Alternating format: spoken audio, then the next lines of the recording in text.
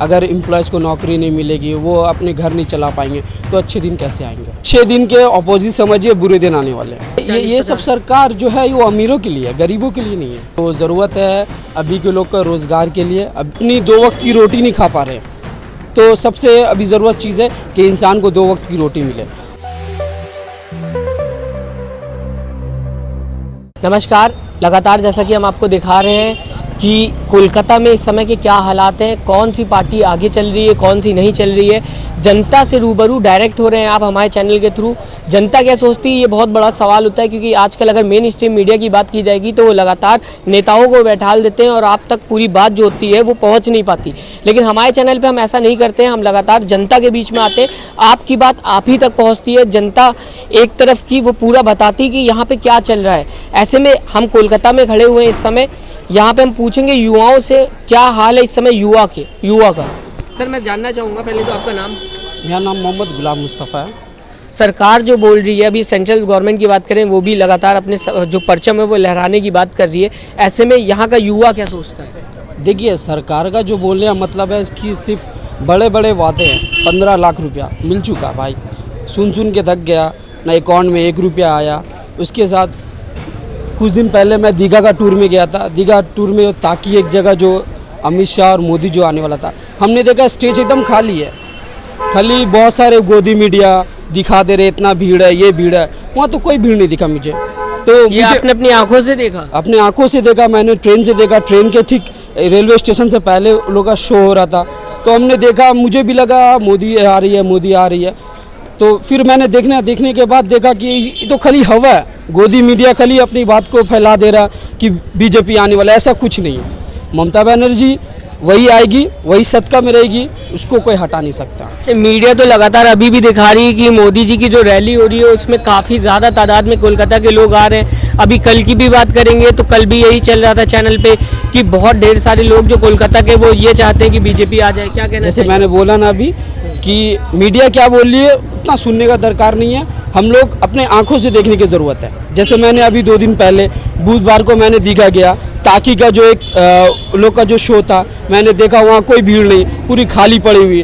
खाली लोग को 500 रुपया दे के, 1000 रुपया दे के लोग को बुला के भीड़ लगा ले रहे बस। मोदी जी अब कह रहे हैं कि रोज़गार जो है वो कहीं ना कहीं यहाँ वेस्ट बंगाल की जनता को देंगे, युवाओं को काफ़ी ढेर सारी। उन्होंने बोला है कि अगर हम आते हैं तो यहाँ युवाओं को बहुत ढेर सारा मतलब रोज़गार देंगे, साथ ही साथ पढ़ाई में भी ध्यान देंगे। तो सारी चीज़ें रोज़गार जो है और सारी जितनी भी चीज़ें हैं वो सब युवाओं के लिए खोल दी है। देखिए, उसका बोलने का काम है, वो बोलते रहेगा। देना होना कुछ नहीं है। अभी इलेक्शन है, अभी ये देंगे वो देंगे, ये बोलने वाली बात है। लेकिन जैसे वो सीट में सरकार आ जाएगी उसके बाद कुछ नहीं मिलने वाला किसी को। अभी देखिए रेलवे प्राइवेटेशन, फिर आपका एयरलाइंस प्राइवेटेशन कर दिया। तो मुझे नहीं लगता कि मोदी आएगा या चांस उसको मिलने वाला भी नहीं है इस बार इलेक्शन, क्योंकि लोग सब कुछ समझदार हैं, समझ रहे हैं। जी, उन्होंने जीएसटी लगा दी। जीएसटी के साथ ही साथ ऐसी कई चीज़ें लाए हैं। वो लगातार कंपनीज़ को बढ़ावा दे रहे हैं, प्राइवेटाइजेशन को बढ़ावा दे रहे हैं, डिजिटल मीडिया को बढ़ावा दे रहे हैं। आप देख लीजिए लगातार जो चीज़ें नई हो रही हैं वो कहीं ना कहीं देश हित में जा रही है, ऐसा बताया जा रहा है लगातार। तो ऐसे में क्या लगता है, क्या बीजेपी काम कर रही है तो फिर क्या दिक्कत आ रही है? देखिए, प्राइवेटेशन में क्या होगा, आज हम लोग जो 250 रुपये में जो हम लोग एक रिजर्वेशन टिकट में सफ़र कर रहे हैं, वो प्राइवेटेशन होने के बाद हम लोग 250 नहीं मिलेगा। ठीक है, उसके बाद क्या होगा, वो क्वालिटी भी हम लोग को नहीं मिलेगा। अभी फिर भी रेलवे ठीक है, प्राइवेटेशन होने के बाद मुझे नहीं लगता वैसा सर्विस मिलेगा। सफाई तो हो जाएगी, चीज़ें अच्छी हो जाएंगी, चीज़ें अच्छी हो जाएंगी ना, उसकी डिमांड भी तो बढ़ जाएगी। लोग अभी बड़े बाज़ार के लोग में मोटिया मजदूरा लोग 5000 में भी काम कर रहे, पेट भर ले रहे, लेकिन उनका आने के बाद 5000 में लोग पेट भी नहीं भर पाएंगे ना। तो फ़ायदा तो होगा ना। देखिए, चीज़ें बेहतर होती जाएंगी, पैसा लगेगा लेकिन चीज़ें बेहतर हो जाएंगी। अच्छा, मुझे नहीं लगता कि बेहतर होगा।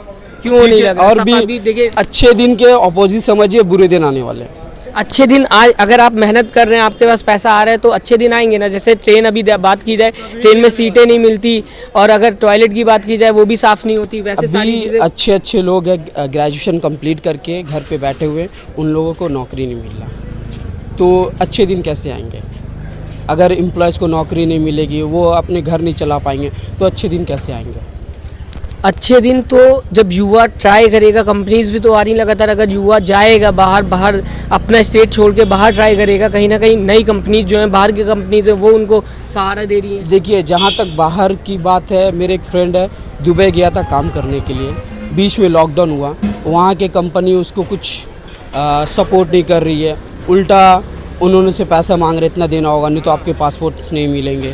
तो ये सब बोलने वाली बात है, कुछ नहीं होने वाला। मोदी जी ने बुलाया बाहर से, ऐसा लगातार जो बच्चे बाहर फंसे हुए थे उसमें भी लॉकडाउन से बुला रही थी सरकार, लगातार जो बाहर थे लोग इंडियन जो फंसे हुए थे उनको भी फ्लाइट भेजी जा रही थी, जल्दी जल्दी बुलाया जा रहा था। तो इसमें देखिए, बहुत सारे लोग अजमेर भी गए थे, बहुत सारे लोग मुंबई साइड में थे, तो मोदी ने तो बुलाया नहीं ना गरीब को तो बुलाने वाला ममता बनर्जी है। उसके बाद आपको देखिए, जो उनके बड़े बड़े लीडर्स है, फ्लैट से उनको बुला रहे, जो पैसे वाले उनको बुला रहे, लेकिन गरीब को तो कोई मदद नहीं की है। गरीबों के लिए बस भी लगाई थी दिल्ली में। नहीं, ये सब सरकार जो है वो अमीरों के लिए है, गरीबों के लिए नहीं है। दिल्ली में हमने देखा कि कुछ नहीं, लगातार बसेस जो थी वहाँ पे दिल्ली की बसेस लगा दी थी उन्होंने, बिहार भेजने के लिए, यूपी भेजने के लिए, यहाँ से भी लगातार बसेस जा रही थी। गवर्नमेंट जो है वो गरीबों के लिए भी तो काम कर रही थी। हमने तो नहीं देखा, ये सब बहुत सारे मीडिया में अफवाह न्यूज़ चलते रहते हैं, तो ये तो सच हमने नहीं देखा। नहीं लगता आपको कि जो सरकार है वो गरीबों की है? नहीं, ये सरकार अमीरों की है, ये सरकार अंबानी की है, गरीबों के लिए सरकार नहीं है। अच्छा, आज जिस तरीके से देश में बेरोजगारी बढ़ रही, लगातार देखा जा रहा है कि युवा जो है वो काफ़ी परेशान है, आप क्या कहना चाहेंगे? रोजगार जो है वो क्या सरकार टीएमसी दे रही है या फिर बीजेपी पे भरोसा किया जाए?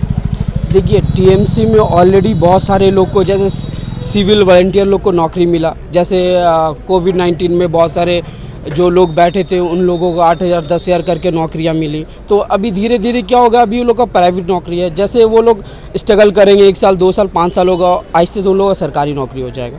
तो इसमें उसका बेनिफिट भी है कि जो लोग बैठ के थे, रोज़गार नहीं कर रहे थे, उनको एक ज़रिया मिल गया।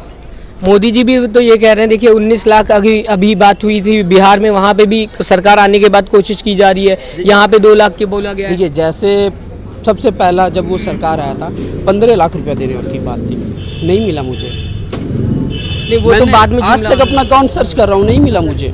1 रुपया भी दिखा दे मेरे को। वो तो हो गया था, उसके बाद भी तो लगातार बिहार में अगर बात की जाएगी तो 19 लाख नौकरियों की बात की हुई है सरकार ने।